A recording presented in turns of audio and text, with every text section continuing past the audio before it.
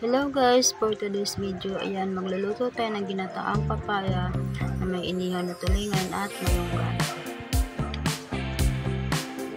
Magpainit lang muna tayo ng kawali, lagyan ng mantika at igisa lang muna natin ang ating bawang, sibuyas at luya.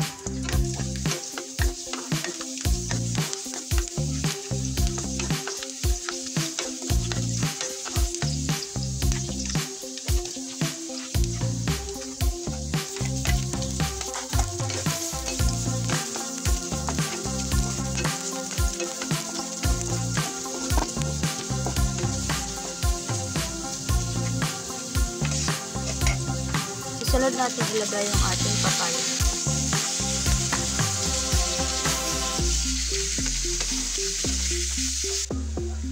Takpan lang muna natin at lutuan natin ng at least 2 to 3 minutes.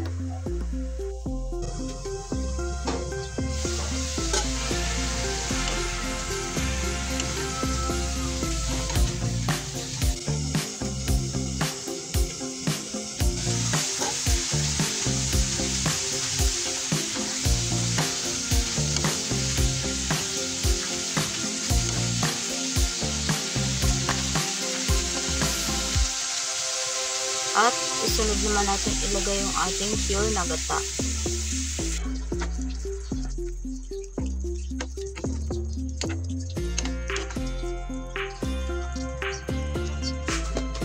Lagyan na rin natin ng konting asin, paminta at magic sarap.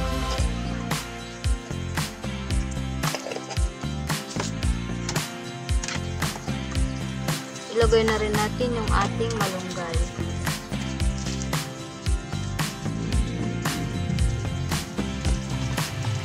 Ilagay na rin natin yung ating inihaw na tulingan.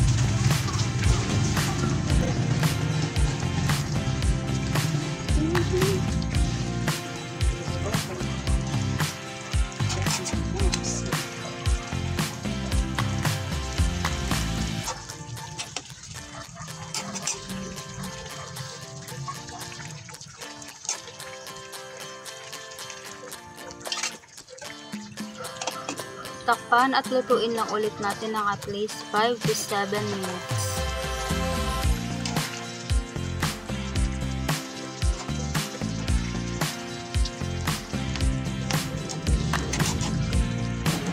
Lagyan po ng sili, optional lang po ang paglagay ng sili.